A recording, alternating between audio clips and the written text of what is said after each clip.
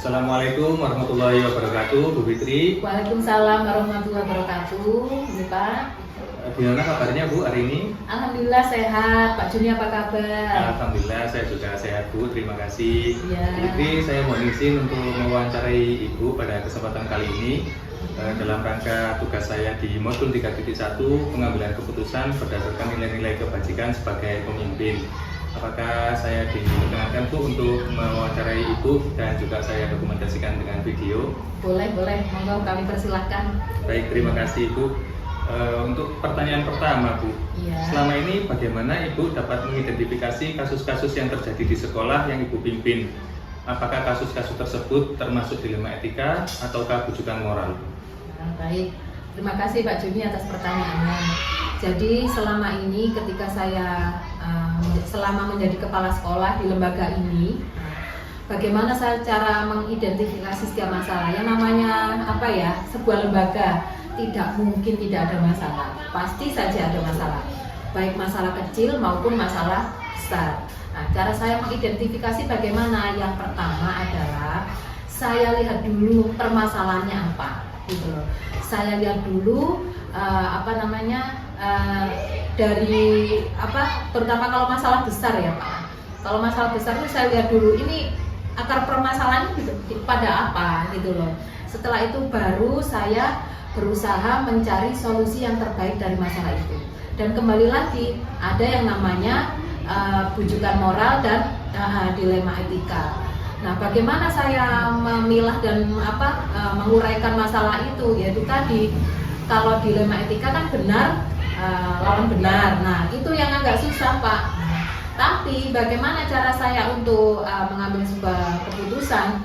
Itu saya akan mencari yang meminimalisir terjadinya konflik, gitu loh. Jadi saya pilih solusi yang konfliknya paling minim. Nah, itu. Jadi saya uraikan dulu permasalahannya, saya tarik lagi akar permasalahannya apa, baru saya bisa menemukan apa yang harus saya ambil tindakan, ambil keputusan, gitu Pak. Baik, terima kasih Ibu. Untuk pertanyaan selanjutnya, selama ini apakah Ibu itu ketika mengambil sebuah keputusan, bagaimana menjalankan pengambilan keputusan tersebut di sekolah, terutama untuk kasus-kasus yang tadi Ibu katakan memiliki dua kepentingan yang sama-sama benar, yang sama-sama mengandung nilai kebajikan? Ya, hampir sama tadi yang di pertanyaan nomor 1 ya, yaitu tadi saya uraikan dulu.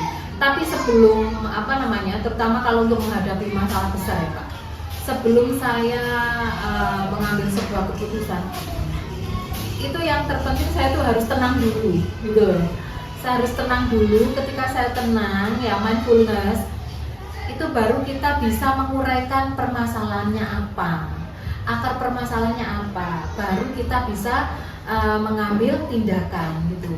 Karena ketika kita itu dalam kondisi tidak stabil, emosi tidak stabil ya, kemudian kita tidak tenang, gerusah-gerusu, itu saya yakin kalau mengambil keputusan itu nggak akan tepat, gitu loh.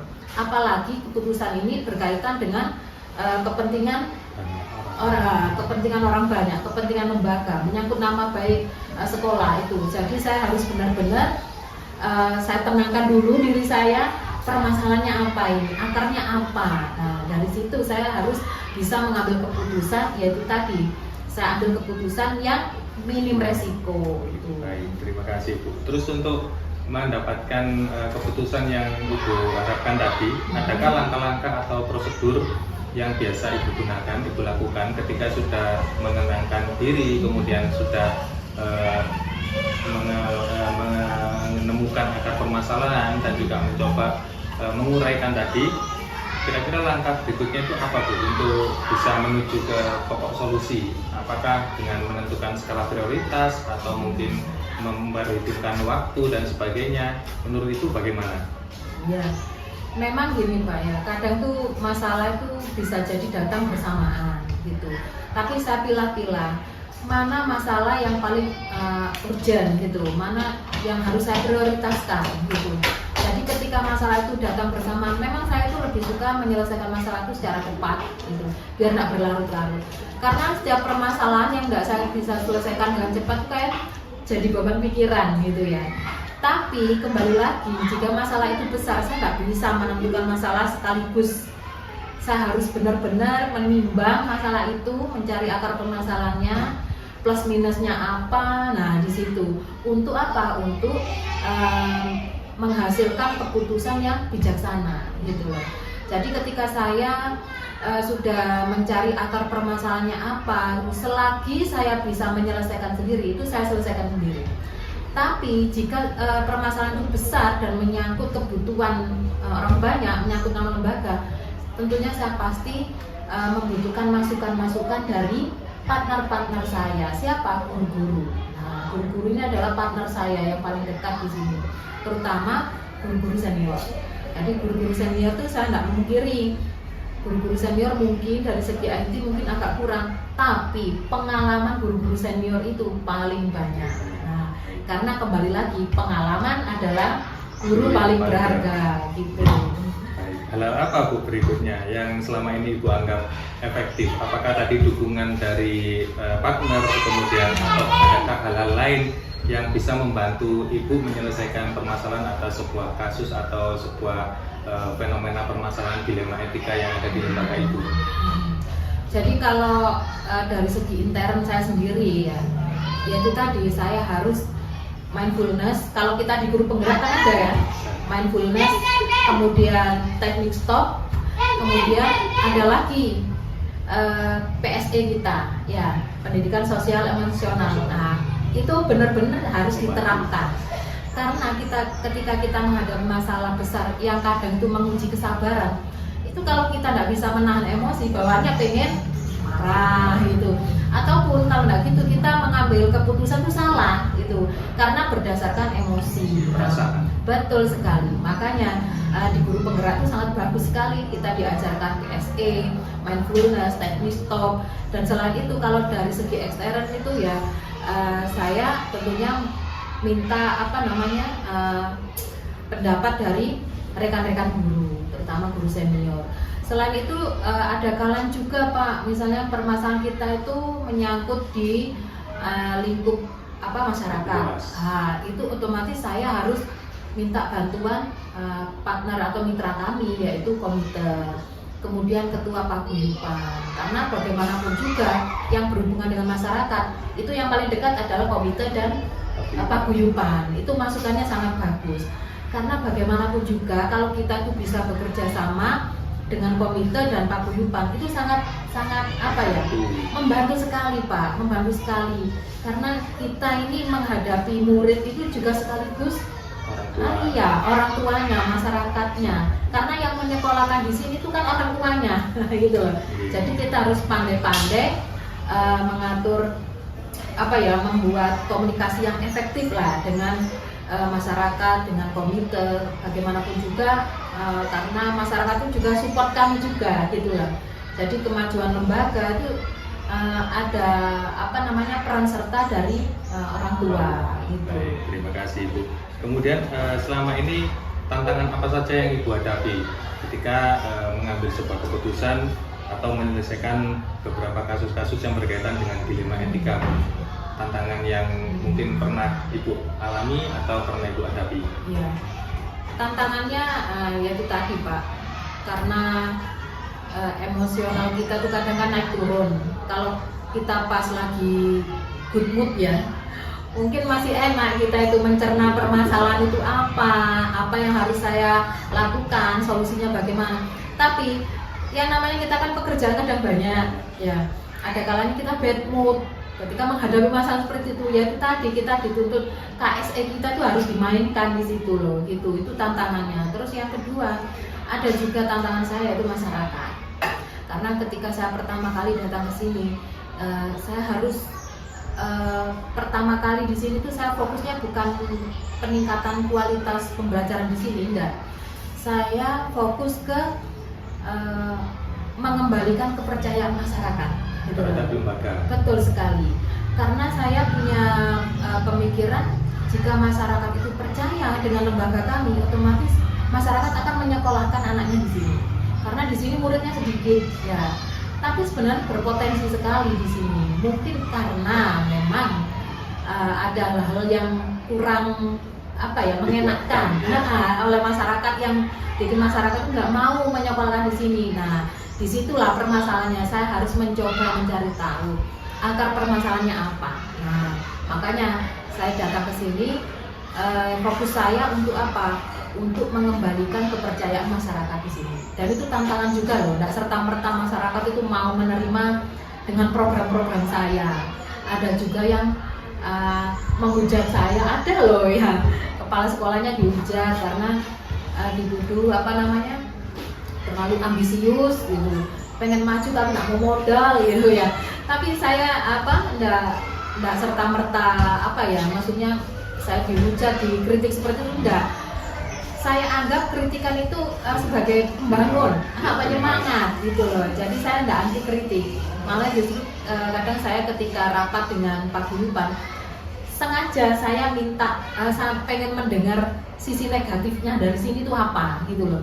Bukan berarti saya sakit hati, saya nyoba ngoreksi dan saya memperbaiki di sektor sektor apa saja yang harus saya perbaiki, di titik mana yang harus dikaji ulang, ditingkatkan lagi, ya itu tantangannya memang di situ. Tapi yang paling berat memang masyarakat ya. Ya, menghadapi masyarakat. Betul sekali. Terima kasih Bu. Berikutnya, apakah ada tata cara atau jadwal tertentu Bu ketika ada sebuah masalah harus diselesaikan, dan mungkin tadi menentukan secara terjadwal atau mungkin ada skala prioritas atau seperti apa ketika Ibu membuat sebuah keputusan yang masalah itu mungkin datangnya satu belum selesai, ternyata masih muncul lagi masalah yang baru. Nah, apakah ada tata cara atau jadwal atau skala prioritas tertentu Bu? Bagaimana Ibu menyikapi hal-hal tersebut?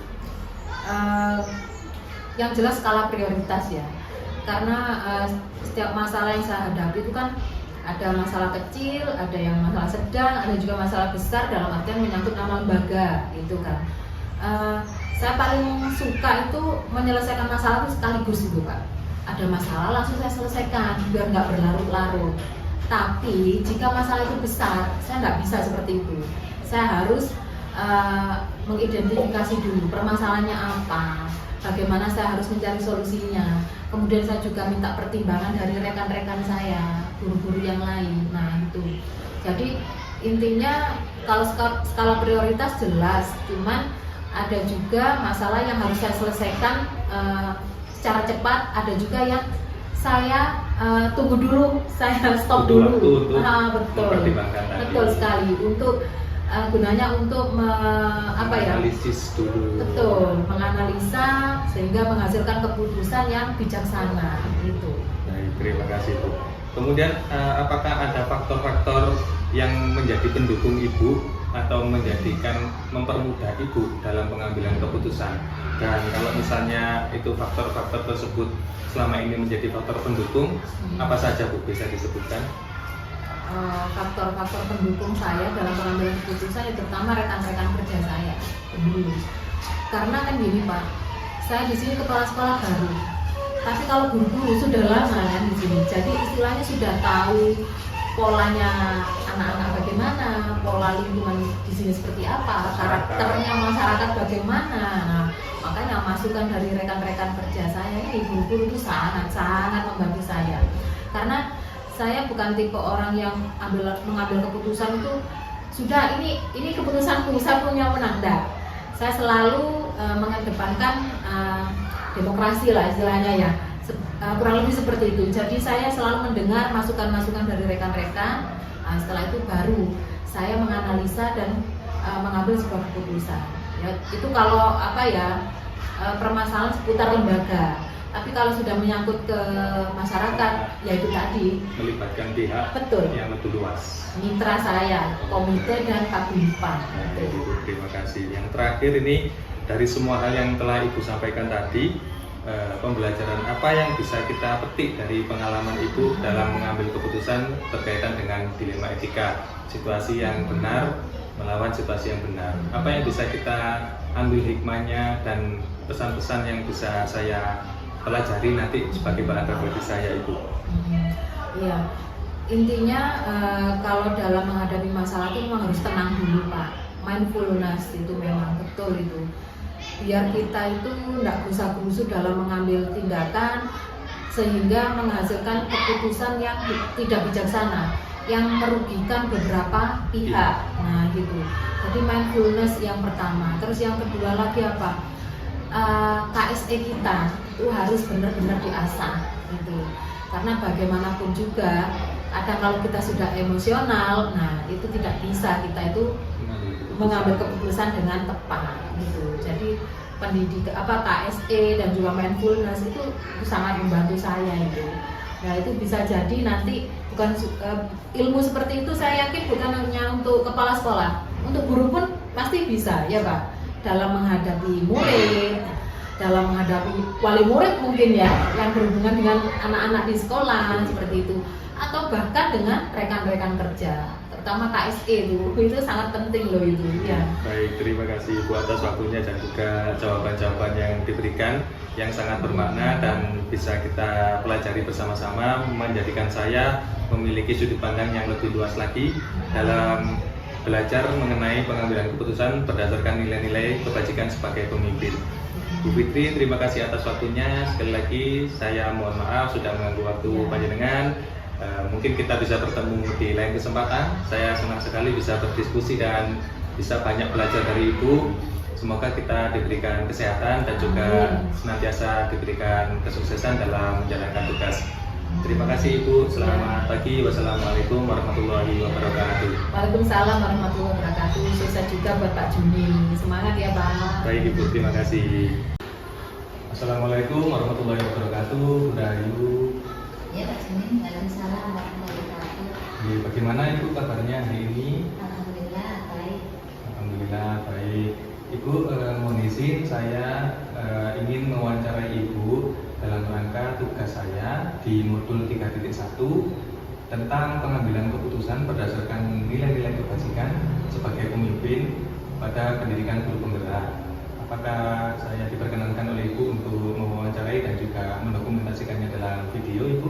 Iya, monggo. Ya. Baik, terima kasih Ibu. Untuk pertanyaan yang pertama berkaitan dengan Ibu sebagai pemimpin di sekolah kami, selama ini bagaimana Ibu dapat mengidentifikasi kasus-kasus yang terjadi di lembaga yang Ibu pimpin, yang mana kasus tersebut bisa jadi merupakan dilema etika dan juga rujukan moral. Kalau dilema etika itu situasi yang benar melawan benar, kalau yang rujukan moral itu di mana situasi itu memposisikan Ibu pada posisi benar melawan yang salah, Bu. Apakah Ibu akan mengambil keputusan berdasarkan apa dan juga bagaimana cara Ibu mengambilnya, identifikasi masalahnya, begitu Bu? Oke. Saya dalam mengidentifikasi kasus-kasus yang terjadi di sekolah itu di samping melalui pengamatan, saya juga mendengarkan aspirasi dari Bapak dan Ibu. Kebanyakan adalah itu yang berkaitan dengan dilema etika seperti itu. Dilema etika benar melawan benar, Ibu ya. Betul. Ya, baik. Selama ini bagaimana Ibu dalam menjalankan pengambilan keputusan di sekolah, terutama untuk kasus-kasus yang mana ada dua kepentingan yang sama-sama benar tadi atau yang dilema etika dan juga mengandung nilai-nilai kebajikan, Bu? Saya berpandangan bahwa keputusan yang saya ambil adalah yang saya prioritaskan demi kepentingan bersama yang baik itu, yang lebih mendekati nilai-nilai kebajikan dan berpihak kepada siswa. Mengutamakan kepentingan murid. Iya.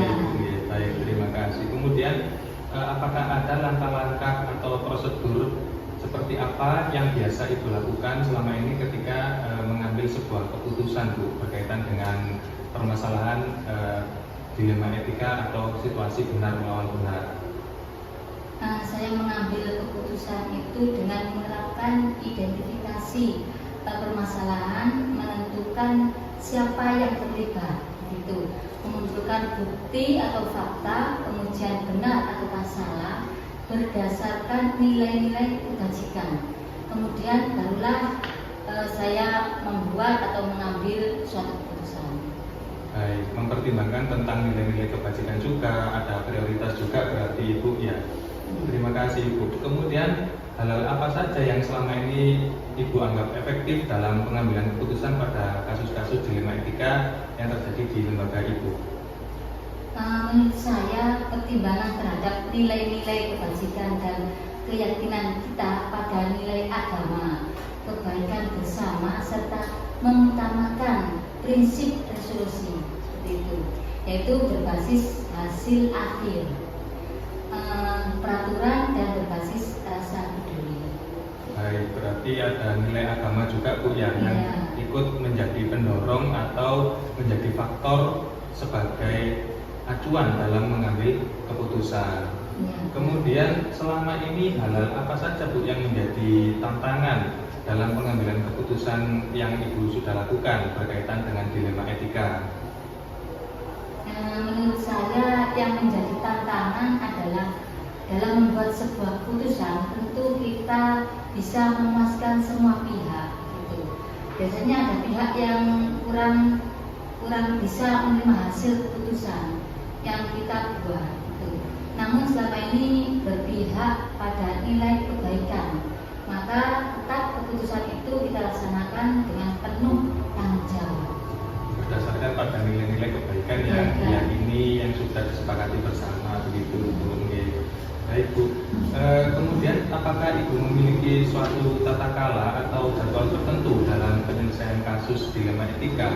Berkaitan dengan kasus ini, apakah langsung Ibu menyelesaikan di tempat ataukah memiliki sebuah jadwal untuk menyelesaikannya, menunggu kemudian membentuk prosedur apa seperti yang sebagaimana Ibu jalankan begitu? Iya, ada.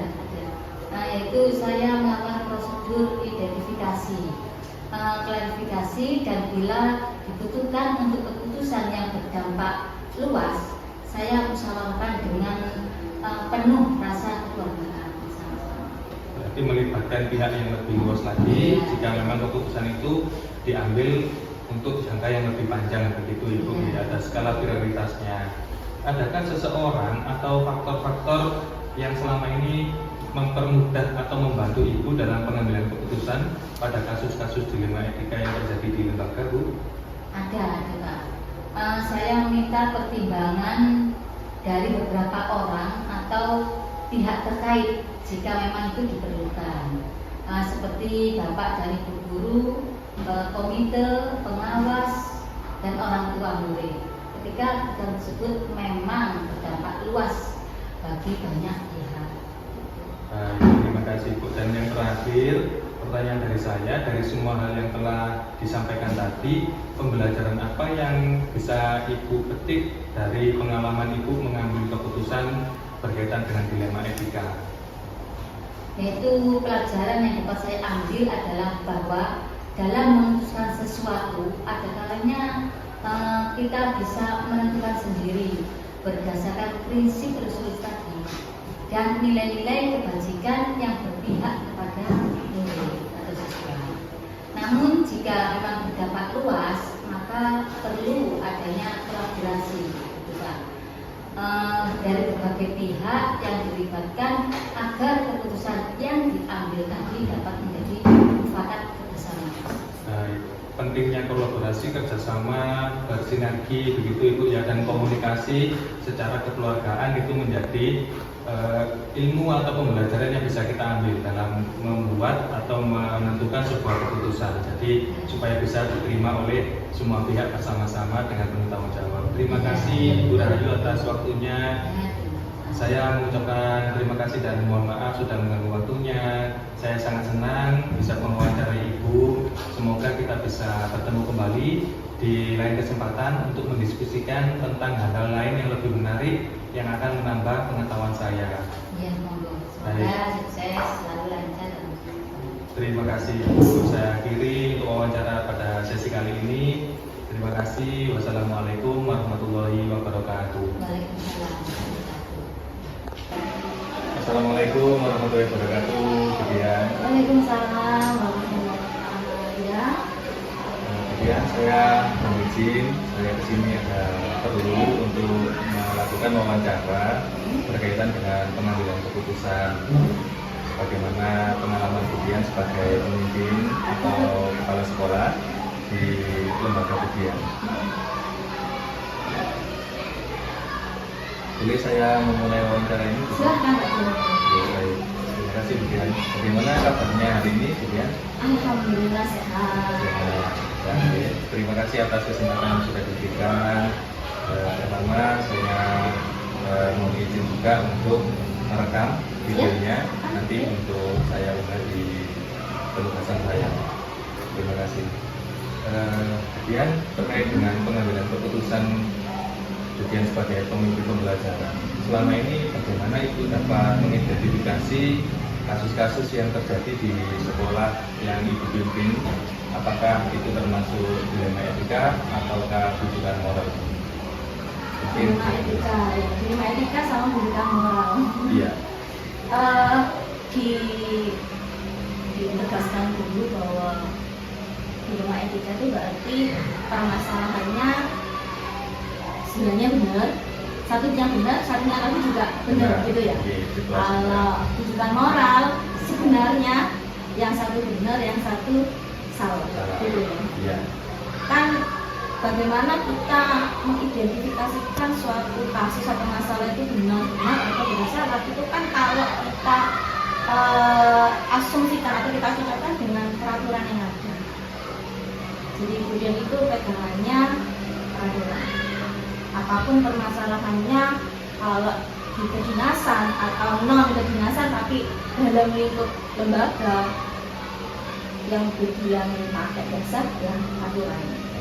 Selain aturan, Budian lebih senang juga ini ya humanismenya ya, bahwa semua manusia itu memiliki 5 kebutuhan pokok, 5 kebutuhan besar manusia. Jadi meskipun ada kesalahan atau apa, selama itu masih termasuk pemenuhan kebutuhan, biasanya Budian akan memaklumi. Jadi yang pertama kebutuhan, yang kedua sesuai dengan kebutuhan pokok manusia, habis itu nilai-nilai kebajikan. Nah, nilai-nilai kebajikan ini biasanya Budian mendasarkan pada nilai agama dan norma masyarakat. Jadi kalau itu tidak bertentangan atau termasuk dilema etika, maka Budian akan ambil dari aturannya dulu. Peraturannya kalau memang ini peraturan sama-sama benar, tapi secara kemanusiaannya bagaimana? Nah, itu mengidentifikasinya seperti itu. Baik, rujukan moral juga sama. Kalau sudah didasarkan dengan peraturan dan yang dua tadi, sudah pasti bisa mengidentifikasikan. Kalau rujukan moral malah lebih mudah karena kan sudah terlihat ini sesuai aturan, ada yang kurang tepat, maka itu rujukan moral, jadi keputusannya tidak akan lebih mudah untuk didapat. Terima kasih Budian.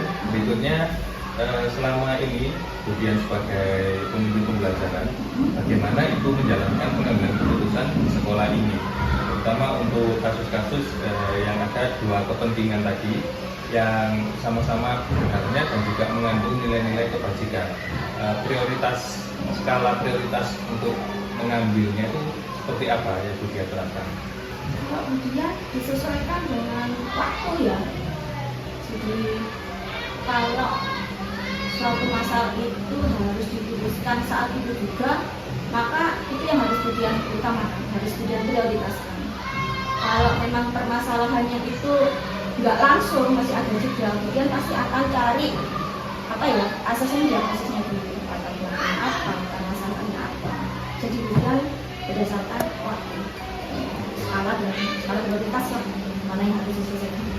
Termasuk tadi untuk urgent atau tidaknya ini untuk mengambil keputusannya ini segera atau mungkin bisa dilakukan analisis terlebih dahulu. Terima kasih Budian. Kemudian berkaitan dengan langkah-langkah atau prosedur seperti apa yang biasanya Ibu lakukan selama ini ketika mengambil keputusan? Ya, diajari itu ya, ketika kita mengambil keputusan kita harus punya asesmen diagnosisnya, analisa awal, harus kenali dulu permasalahannya ini tentang apa, akar masalahnya bagaimana, personal-personalnya yang terkait dengan masalah itu siapa saja, dan asesmen diagnosisnya kan kita udah tahu kalau misalnya permasalahan ini, misal ini ya berkaitan dengan murid kelas berapa, background permasalahannya apa, background personalnya seperti apa. Kalau kita sudah punya data yang relevan, data yang konkret, insya Allah kita bisa memutuskan hal tersebut sesuai dengan peraturan, sesuai dengan mekanismenya dan sama etiknya. Dan kalaupun memang ada aturan yang disalahkan atau melanggar aturan, itu kita tidak gegabah untuk menjadikan konsultasi. Terima kasih Bu Dian. Berarti memang ada prosedur yang sudah Bu Dian lakukan, tahapan-tahapan yang sesuai dengan peraturan itu yang lebih diutamakan. Asesmennya lah kita harus ikuti. Asesmennya dulu seperti apa, kalau begitu perkaranya baru dihubungkan dengan peraturan. Terima kasih Ibu.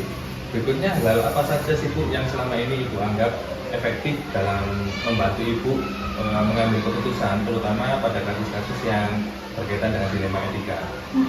Seperti yang Bu Dian jawab di awal tadi, kita itu kan memang perlu tuntunan, tidak sakarpe diri, tidak sesuai hatinya Bu Dian sendiri. Jadi ketika kita melangkah itu, kita itu dilindungi koridor hukum. Kalau semua didasarkan dengan peraturan, dengan nilai-nilai kewajiban, dengan kebutuhan manusia, insya Allah itu tidak akan bertabrakan. Dan insya Allah itu kalau menurut ujian ya sesuai ya. Itu akan membantu. Iya, untuk kita objektif kita nggak subjektif, kita akan objektif. mengambil keputusan yang mana keputusan itu bisa berpihak kepada semua yang terdampak tadi. Baik, terima kasih. Kemudian untuk selanjutnya Bu, hal apa ini yang menjadi tantangan bagi Ibu dalam proses pengambilan keputusan yang selama ini Ibu hadapi di lembaga Ibu? Tantangan ya. Tantangannya. Biasanya kalau pemimpin perempuan itu memang banyak milunya, banyak milunya. Dan itu Bu Dian rasakan sendiri gitu. Meskipun Bu Dian tahu lah ya, oh dasarnya ini peraturan ini. Tapi ketika kenyataan itu terjadi, itu mesti emosi dulu ya. Jadi Bu Dian itu harus bisa ini ya, pembelajaran sosial emosional. Harus mindfulness dulu, karena ternyata tidak sama loh ya kehidupan kita aja sebagai guru, kehidupan kita menjadi pemimpin itu lebih kompleks lagi, dan kita harus punya sisi kewarasan untuk netral, untuk objektif. Meskipun kita itu tahu ya, kan kemudian juga hasilnya dengan guru-guru kan juga kita kemudian juga tahu latar belakang mereka. Misalnya kemudian sajanya ini saya kalau dituntut kemudian misalnya nggak berangkat gitu ya, kok gak mari-mari, kok gak selesai-selesai.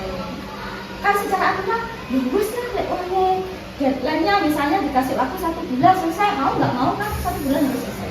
Tapi sebenarnya kan nggak bisa begitu. Jadi harus tahu, oh ini 1 bulan ngapain aja, kenapa kok nggak sampai bisa menyelesaikan.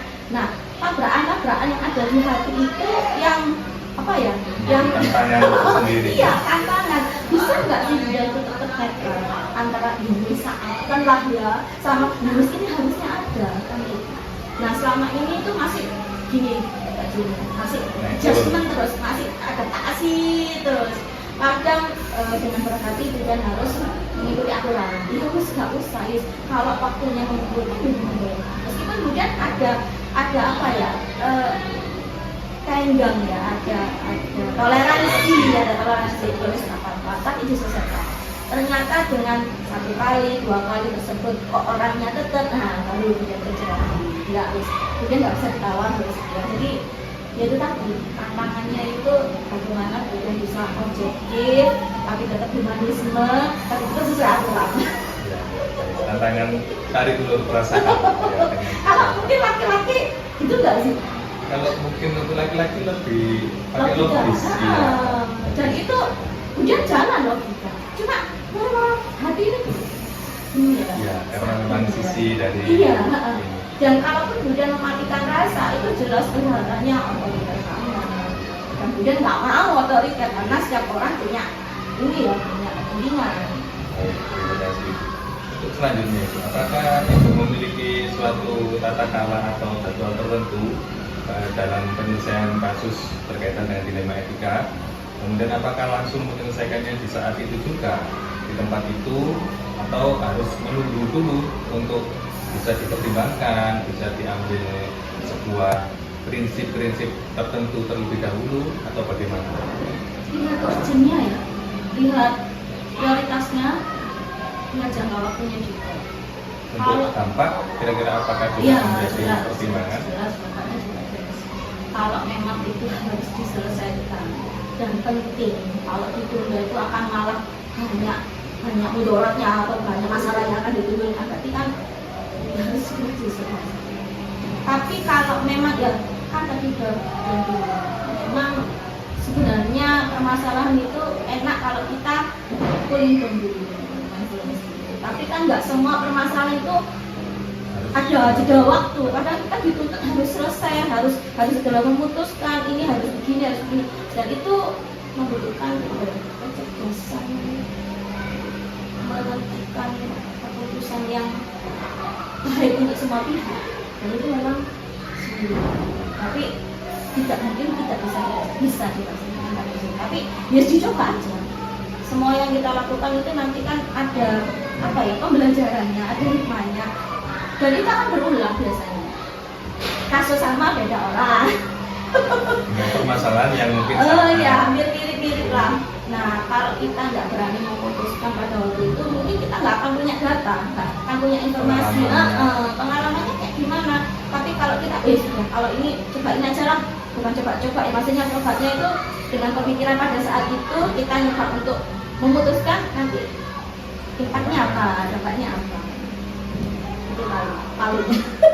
Baik, terima kasih Bu. Berikutnya apakah ada Bu tokoh atau orang atau pihak terkait yang biasanya Ibu libatkan selama ini untuk mempermudah Ibu dalam pengambilan keputusan, utamanya pada kasus-kasus berkaitan dengan dilema etika? Pihak-pihak siapa? Mungkin bisa diberikan penjelasan perannya seperti apa? Kayaknya bukan sih percaya semua. Itu percaya bahwa setiap orang itu pasti punya kelebihan, punya kebaikan dalam hatinya, dalam tingkah lakunya, dalam pemikirannya. Bukan harus percaya. Cuma pada kenyataannya kan Budan itu tidak mempunyai cukup waktu untuk menyelami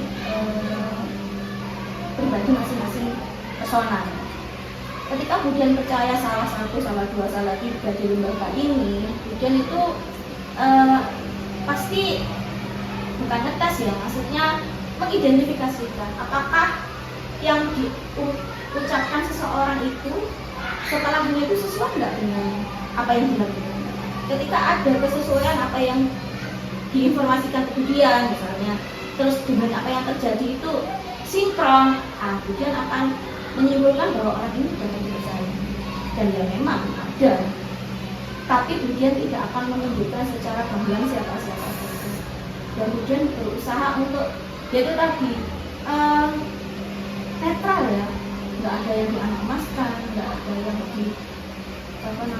dikucilkan, semua pengennya Budan rangkul.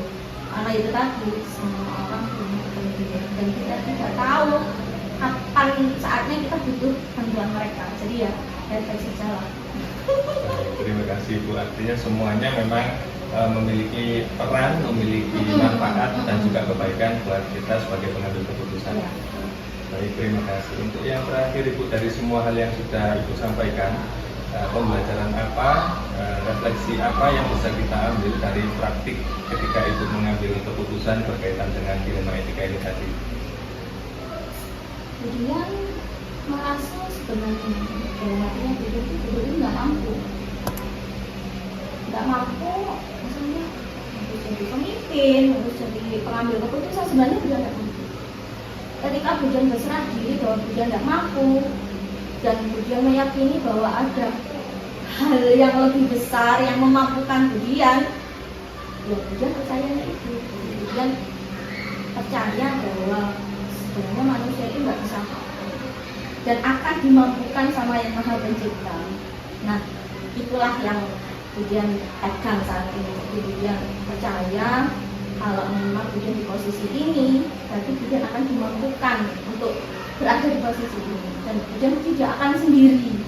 Tergantung Budian aja. Maksudnya kalau Budian memilih untuk menyendiri, tidak mau apa ya, berkontribusi atau berhubungan dengan teman-teman yang ada di sekolah, Budian juga akan sendiri. Tapi kalau Budian memutuskan, oh ya semua orang baik, semua orang punya kontribusi yang positif, itu akan lebih memudahkan Budian menjadi seorang pemimpin. Positif thinking saja, percaya sama Gusti Allah. Tawakal juga. Iya. Pasti ya. Pokoknya ikhtiar. Iya. Baik, terima kasih banyak Budian atas waktu dan juga jawaban-jawaban dari pertanyaan yang sudah saya ajukan. Ini sangat membantu sekali.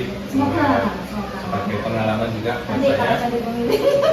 Insya Allah nanti akan saya terapkan ilmu-ilmu dan juga pengalaman yang sudah Budian bagikan kepada saya pada sesi kesempatan kali ini. Semoga kita bisa bertemu di kesempatan yang lain yang lebih baik. Tentu saja saya sangat senang sekali Budian bisa mewawancarai Budian dan berbagi hal-hal baik, hal-hal positif yang bisa menambah wawasan saya. Terima kasih sekali lagi Budian. Saya akhiri, wassalamualaikum warahmatullahi wabarakatuh. Waalaikumsalam warahmatullahi wabarakatuh.